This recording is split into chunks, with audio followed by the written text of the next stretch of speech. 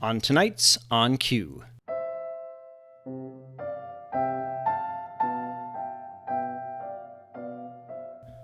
We'll bring you 2 world premieres created for Company E's Shelter Project, What Shall I Do with All This Mobility by Madrid's Jesus Rubio Gamo, and Shed by our colleagues Vanessa Owen and Gavin Stewart.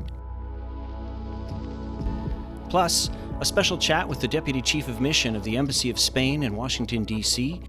I think we will learn a lesson, which is the new opportunities that have come up with this crisis and how we have learned to communicate, including to dance through technology.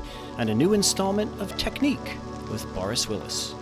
That's all just ahead on Cue.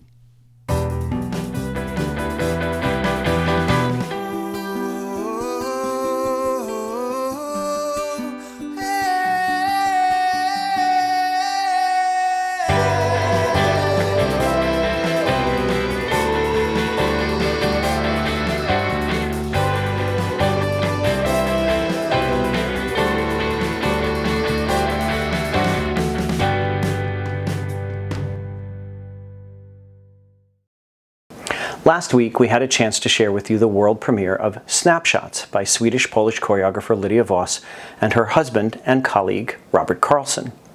Working from their home in Malmo, Sweden, they created the work for the dancers of Company E based here in D.C. and all along the eastern seaboard. This week, we share with you a double bill of world premieres from Madrid and from the mountains of North Carolina.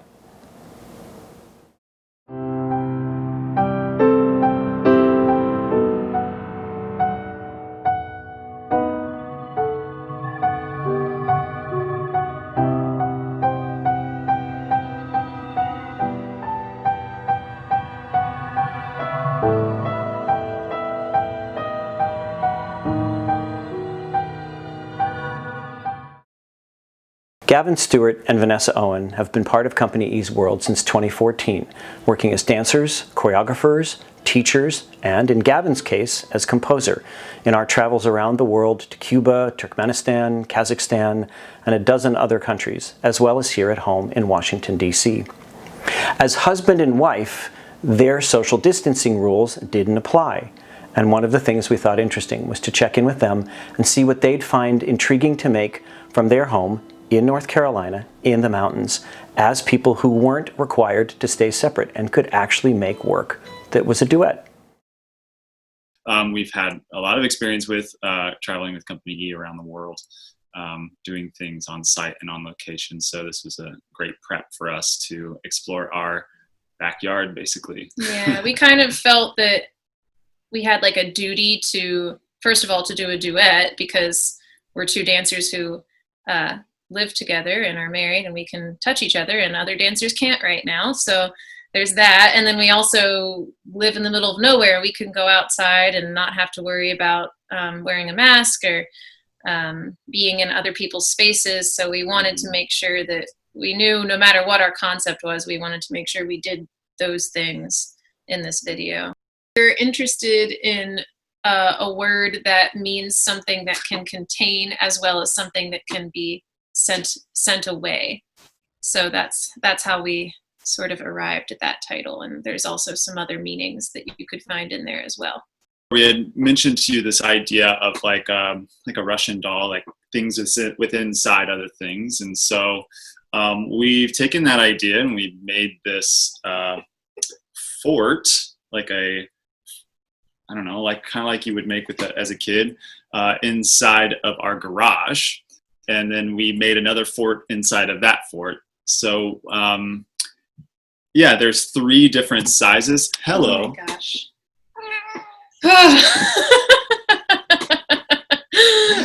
So there's 3 different sizes to this fort, and then ultimately we abandon that idea and go out into the open. So yeah, so it kind of started very literally with being super, super contained, and then the different layers of finally getting back out into the real world, which obviously, there's a lot of parallels to be drawn with what's happening in life right now with the virus. But then we also have been talking about some other metaphors of what it's like to be protecting yourself from information, from other people's experiences, and how that can be a bad thing or a good thing. But I think we were thinking a little bit more about how you can isolate yourself from other people's experiences, and you have the choice to shed those layers and get out into the real world and start to be a part of what other people are going through. Did all of this process give you any advice for other people who are feeling creative? I mean, yeah, don't forget that it's about making the work, and that you don't have to plan every little thing, though it's good to have a map. And just allow yourself some creativity while you're doing it too. Yeah. If you are a planner, and if you're not a planner, that's great too. But if you have a certain style that you want to work within, find a template, find something that you like, find a film that you love or a lighting look that you love, and see how you can recreate it for yourself in your own way. Yeah, I agree. I'd also say dance-wise, choreographically speaking, if you are planning on doing any outdoor filming and you want to prepare your material beforehand on a flat surface, just don't even bother. Just create the material in the space that you're going to record it, because inevitably you're going to have to change it to adapt to the space. And I think that if you come too prepared with your choreography, that you don't utilize the unique quality of the space that you're in. And I think that was something that we ran into a bit, because we had choreographed most of the phrase work in our living room. Yeah. And then we were like, well, we can't do this. Yeah. Here's the world premiere of Shed.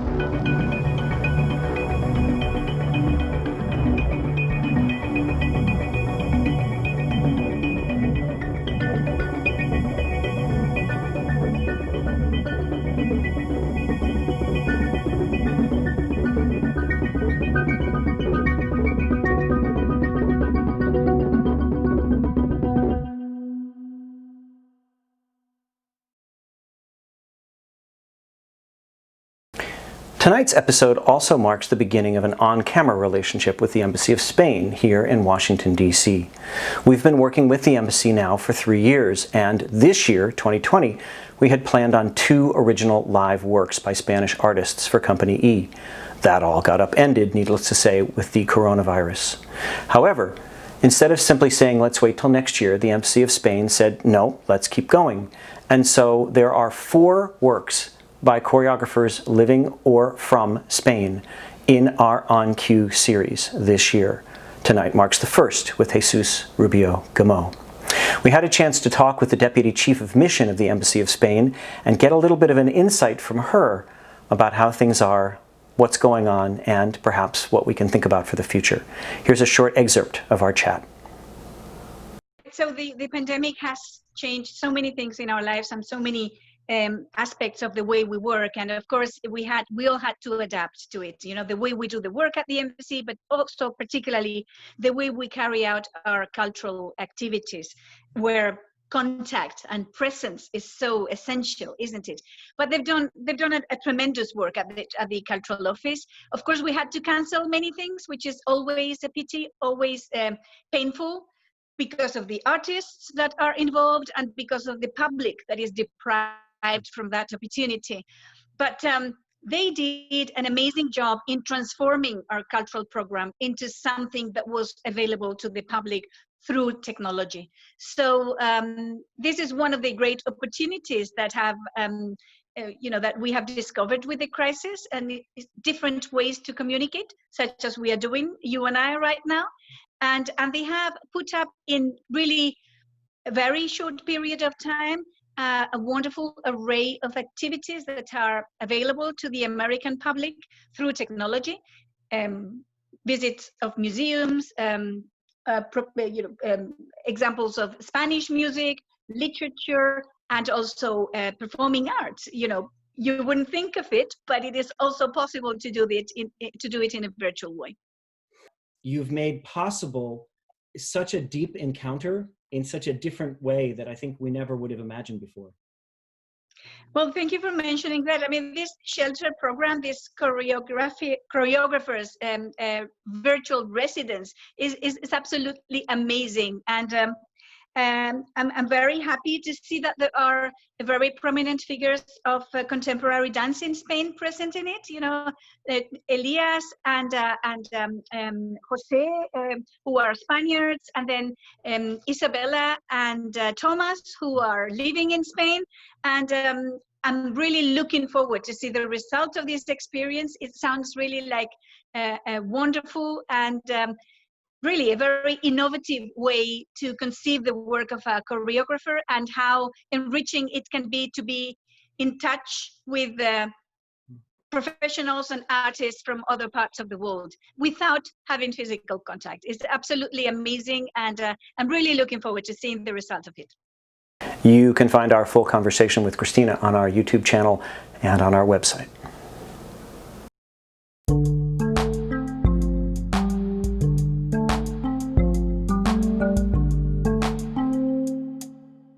Before we turn to our other world premiere tonight by Jesus Rubio Gamo, let's check in with Boris Willis and a really great piece of software for those of you who are thinking about doing choreography digitally. Here's Boris with Tech-Nique.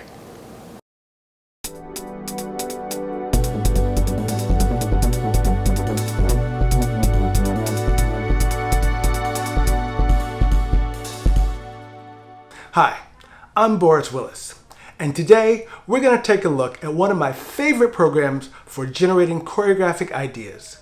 It's called Storyboarder, and it's by a company called Wonder Unit. They're a film company, and they make this fantastic product, and I'm going to show it to you right now. When you go to the Storyboarder website, first you'll have to input your email address, and they'll send you a link to download the product. Now, once the product is downloaded, then you'll be able to open it up and take a look. You can draw or use a editing program such as Photoshop or any other drawing program, or even pencil and paper, draw out your ideas, and then import those into Storyboarder. The way that I like to use it is to use their shot generator. Now this creates a scene for you, and then you can import characters of all different types. You can also import other things such as walls or cars or other kinds of set dressing ideas, and then assemble them. Now, one thing that Shot Generator also lets you do is to position the characters into different poses. So for instance, I wanted to take this pose, which was originally not a dance pose, but I can take it and I can reimagine it in a different way by simply moving the character's body points around. Once you've got the position the way you want it, you can always save it and then reuse it later. It's really easy to go back to the list of poses, click on it, and then you'll have the pose that you've saved ready for you to go for the next one. Now the cool thing about this is that you can bring in as many poses as you want, as many characters as you want. When you're done, all you have to do is click the button to say add to Shot Generator, and that will add the pose there. Now at any time, if you want to go back and change a pose around, you can always do that. The camera controls allow you to move the camera around the space, giving you different views, giving you different perspectives. Now, if you're on a stage, most likely you'll probably want the perspective to stay in one orientation, the front orientation. But if you're performing in different spaces, you might want to move the camera around to get a different look. Now, Storyboard is free. It's a great product to use. I use it every time I choreograph a new work. And I think you should take a look. Try it out for yourself and see if it makes sense for you. I'm Boris Willis, and this has been Tech-Nique. This is episode 4 of On Cue, and you can find this one and all our previous episodes on our website, on our YouTube channel, and on Facebook.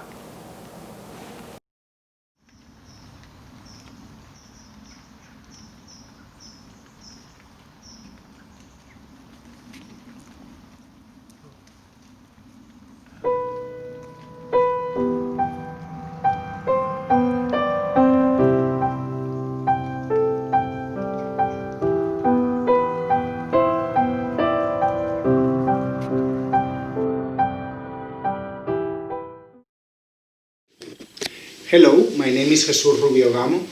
I am a Madrid-based choreographer, and I'm really excited to tell you about this new project I'm working in. It's a collaboration with Company E from Washington, D.C. I'm working with some of the dancers, and some dancers from Madrid that I usually work with are also joining. The starting point of this project was this feeling of being a dancer, staying at home, and still trying to train or to find mobility or to keep going, and asking yourself, what is it that is going to happen? What am I going to do with all these things that I have been training, that I have been working on? How are they going to serve us in this situation? Perhaps no choreographer with whom Company E was to work in 2020 had to make the kind of adjustments Jesus Rubio Gamo did. He was to be with us in May of this year, staging his Gran Bolero, a huge sweeping work for 12 dancers that was to occupy the spaces on the outside of the Kennedy Center, on their lawns and in and around the Reach. An hour-long work which was as much a whirlpool of movement as it was a catalyzation of bodies. And it's in that catalyzation of bodies and in that whirlpool you get a little bit of a hint of where his choreographic inspiration has come from in his life. In the beginning, I started as my first approach to the body was through figure skating. I used to be a figure skating child, and I have a very vivid memory of the first time that I saw figure skating on TV. I was at home with my grandmother. My grandmother was just changing channel on TV, and I perfectly remember suddenly this image of this girl in a red leotard spinning, spinning, spinning. And the only thing I remember I thought was, this is never ending. This turn is, how is it possible? It's turning forever.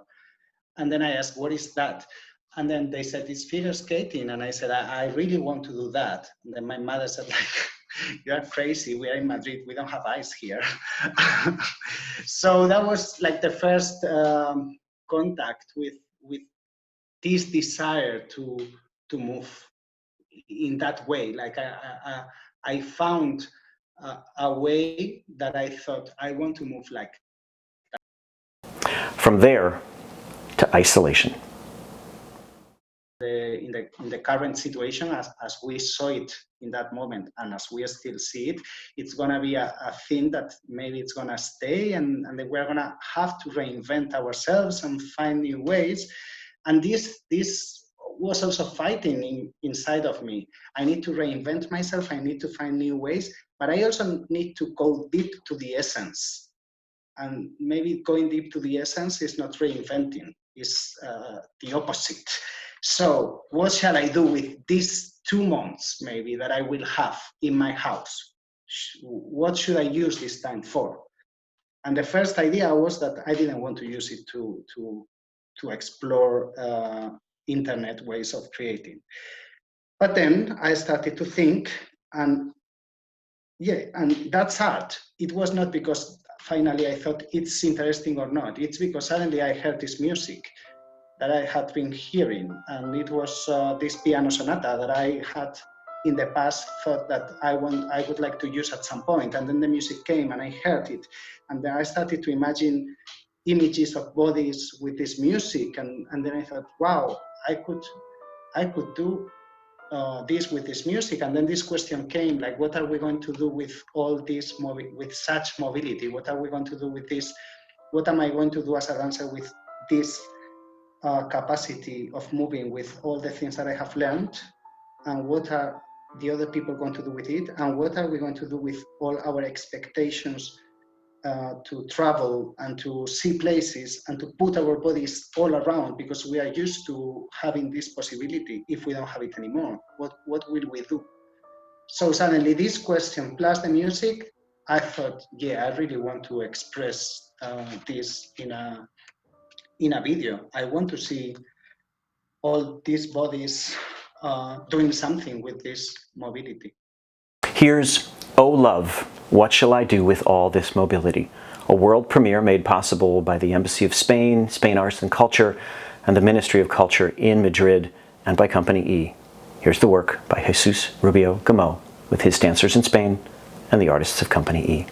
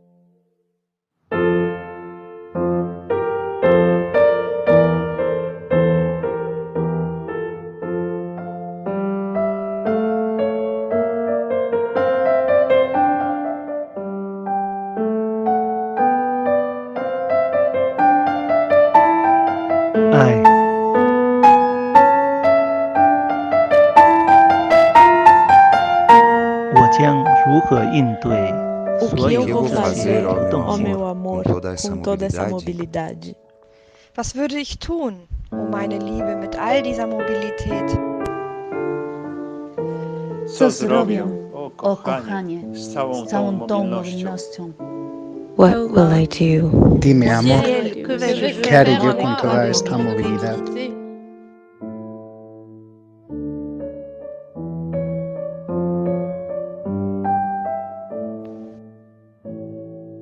Ai maitia, 爱 zein godet mugikortasun guzti honekin? 所有这些流动性。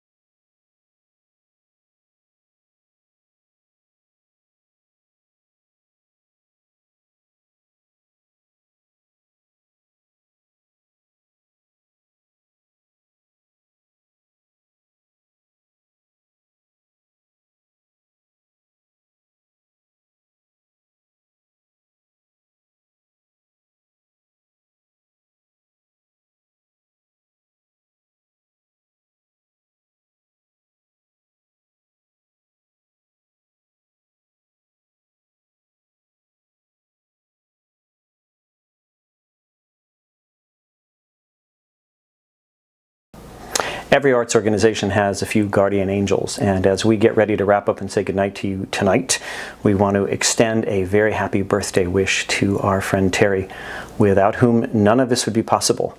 So, Terry, a very happy birthday from all of us. That's our show tonight. We look forward to seeing you next week. Have a great week. Thanks for watching. Good night.